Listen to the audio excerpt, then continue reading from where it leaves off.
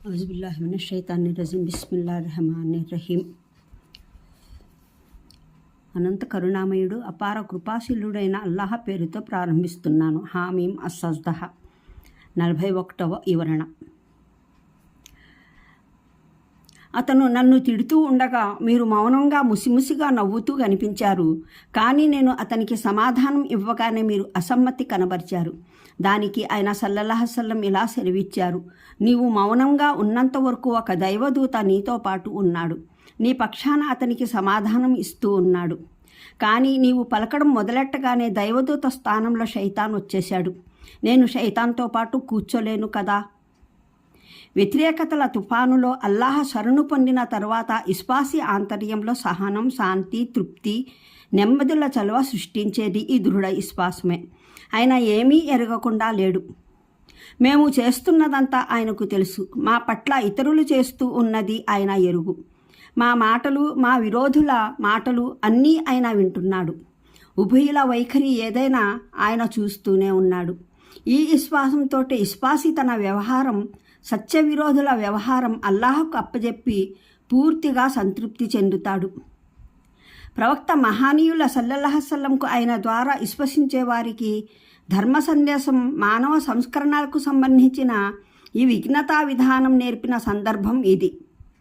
5వది, దీనికి పూర్వపు 4 సందర్భాల విషయంలో చూడండి. ఖురాన్ అవగాహనం సంపుటి 3, అల్ ఆరాఫ్ పాదసూచికలు 149, 153, సంపుటి 4 అన్నహల పాదసూచికలు 122, 123, సంపుటి 5 అల్ మూమినూన్ పాదసూచికలు 89, 90, సంపుటి 6 అల్ అన్కబూత్ పాదసూచికలు 81, 82. ఇప్పుడు సంబోధన జనసామాన్యం వైపునకు మరలుతుంది. కొన్ని వాక్యాలు వారికి యథార్థాన్ని బోధించడానికి సెలవీయడం జరుగుతుంది.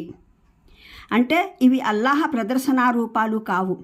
అల్లాహ్ వీటి రూపంలో తన్ను తాను ప్రదర్శిస్తున్నాడని తలచి మీరు వీటిని ఆరాధించడం మొదలెట్టడానికి ఇవి అల్లాహ్ నిదర్శనాలు. వీటిని పరిశీలించి వీటి పట్ల యోచించి మీరు ఇస్పము దీని వ్యవస్థలోని యథార్థాన్ని అర్థం చేసుకోగలరు. మహానీయ ప్రవక్తలందరూ దేవుని ఏకత్వం గురించి అందజేసే బోధనలు వాస్తవమైనవని మీరు గ్రహించగలరు.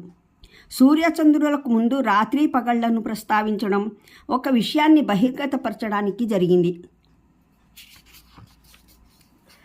రాత్రికి సూర్యుడు కనబడకపోవడం, చంద్రుడు ఉదయించడం, పగటిపూట చంద్రుడు కనబడకపోవడం, సూర్యుడు ఉదయించడం, రెంటిలో ఏది దైవమో, దైవ దర్శనారూపమో కాదని స్పష్టంగా నిర్ధారిస్తుంది. 2 ఇవసమైన అసక్తమైన దాస్య పదార్థాలని దైవ నియమానికి కట్టుబడి పరిభ్రమిస్తున్నాయని నిరూపిస్తున్నాయి. బహుదైవారాధనను సమంజసమైనదిగా నిరూపించడానికి ఎంతో మేధో సంపన్నులైన బహుదైవారాధకులు సాధారణంగా కోసే తాత్విక కోతలకు సమాధానం ఇది. వారు మేము వీటికి మొక్కము, వీటి మాధ్యమంగా అల్లాహకే ప్రణమిల్లుతాము అని అంటారు. దానికి సమాధానంగా మీరు నిజంగానే అల్లాహ్ని ఆరాధించేవారైతే ఈ మాధ్యమాల అవసరమేముంది? నేరుగా స్వయంగా ఆయనకే ఎందుకు మోకరిల్లరు? గర్వంలో పడి అంటే ఉద్దేశం వీరు నీ మాటను నమ్మడం వల్ల తమకు పరాభవం కలుగుతుందని భావించి తాము లోనై ఉన్న అదే మూఢత్వం పట్ల పట్టుపట్టి సాగినట్లయితే అని భావం. అంటే ఈ దైవదూతల ద్వారా వ్యవహరించబడుతున్న విశ్వ వ్యవస్థ అంతా అల్లాహ్ ఏకత్వం, ఆయన దాస్య భావంలోనే ముందుకు సాగుతుంది. ఈ వ్యవస్థకు చెందిన దైవదూతలు అనుక్షణం సాక్ష్యమిస్తున్నారు. తమ ప్రభువు తన దైవత్వంలోనూ తన ఆరాధ్య సత్తాలోనూ తనకు ఎవరైనా సహవర్తులుగా ఉండే విషయంలో అతీతుడు, పరిశుద్ధుడు, పవిత్రుడు అని. కొందరు బుద్ధిహీనులు ఎంత బోధించినా అంగీకరించకపోతే విశ్వమంతా వ్యవహరిస్తున్న మార్గానికి విముఖులై బహుదైవారాధనా మార్గాన్ని సాగాలని పట్టుబట్టినట్లయితే వారిని తమ తెలివి తక్కువతనంలోనే పడి మ్రగ్గనివ్వండి. ఈ సందర్భంలో ఇక్కడ సజ్దా చేయడం తప్పనిసరి అన్న విషయమైతే ఏకగ్రీవమైనదే. కానీ పై 2 ఆయత్లలో దేన్ని పఠించినప్పుడు సజ్దా చేయాలన్న విషయంలో ధర్మవేత్తల మధ్య భేదాభిప్రాయం తలెత్తింది. హజరత్ అలీ, హజరత్ అబ్దుల్లా బిన్ మసూద్ రజియల్లాహు అన్హుమా అనే ఇన్ కుంతు అయ్యాహు తఅబదూన్ అనే పదాలు వచ్చినప్పుడు సజ్దా చేసేవారు. దీనినే ఇమాం మాలికే రజియల్లాహ్ అవలంబించారు. ఇమాం షాఫీ కూడా దీన్ని బలపరిచినట్లు వాళ్ళకి ఉల్లేఖనం ఉంది. అయితే హజరత్ ఇబ్ను అబ్బాస్, ఇబ్ను ఉమర్, సయీద్ బిన్ అల్ ముసయ్యబ్, మస్రూహ్ ఖతాదా, హసన్ బస్రీ, అబూ అబ్దుర్రహమాన్ అస్సుల్మి, ఇబ్ను సిరీస్, ఇబ్రాహిం నఖీ ఇంకా అనేక మంది మహానీయులు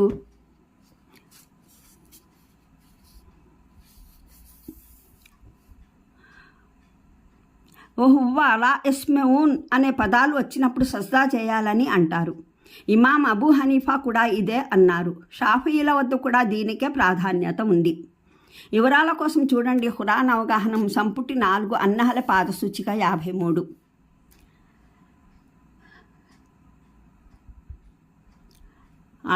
సంపుటి 5 అల్హజ్జ పాదసూచికలు 8, 9.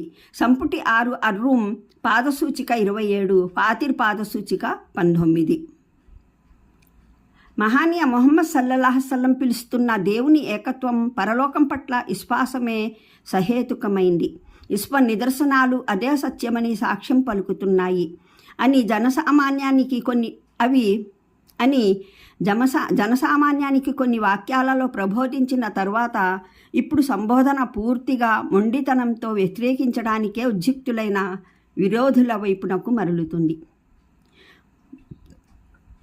మూలంలోని పదాలు: ఇల్ హుదూనాఫి ఆయాతిన, మా ఆయత్లకు ఇల్హాద్ వక్రభావాలు తొడిగేవారు. ఇల్హాద్ అంటే తొలగటం, సన్మార్గం నుండి వక్రమార్గానికి మరలడం, వక్రగమనం అవలంబించడం. అల్లాహ్ ఆయత్లలో ఇల్హాద్ అంటే సరైన మాటలో నుంచి వక్రతను కల్పించే ప్రయత్నం చేయడం అన్నమాట. దైవవచనాలకు ఒక్క సరైన స్పష్టమైన అర్థం వదిలి మిగతా అన్ని రకాల తప్పుడు అర్థాలు వాటికి తొడిగి స్వయంగా తాను దారి తప్పడంతో పాటు ఇతరుల్ని దారి తప్పించడం. మక్కా తిరస్కారులు దివ్య ఖురాన్ సందేశాన్ని నిష్ఫలం చేయడానికి చేసే కుయుక్తుల్లో ఒకటి ఖురాన్ ఆయత్లను వినిపోయేవారు. తర్వాత ఒక్కో ఆయత్ను పూర్వాపరాల నుండి వేరు చేసి మరో ఆయత్లో శాబ్దిక ప్రక్షిప్తం విశుద్ధీకరణ చేసి ఏదైనా వాక్యానికి లేదా పదానికి తప్పుడు అర్థం ఆపాదించి రకరకాల అభ్యంతరాలు లేవనెత్తేవారు. జనుల్ని దారి తప్పించేవారు. విన్నారా, ఈ ప్రవక్త గారు ఈ వేళ ఏమని చెప్పారో అని చెప్పి తప్పుత్రోవ పట్టించేవారు. ఈ పదాలలో ఒక తీవ్రమైన బెదిరింపు దాగి ఉంది. సాధికార పాలకుడు ఒక వ్యక్తిని గురించి ఫలానా వ్యక్తి చేస్తున్నదంతా నాకు కనుమరుగైలేదు అని అనడంలోనే ఇక అతను తప్పించుకుపోలేడు అన్న అర్థం ఇమిడి ఉంది. అంటే ఇది అచంచలమైనది. మిథ్యావాదులు దీనికి వ్యతిరేకంగా అవలంబిస్తున్న పన్నాగాలతో దీన్ని ఓడించడం అన్నది కాని పని. ఇందులో సత్యతా బలముంది, సత్యజ్ఞాన శక్తి ఉంది. ఆధారాలు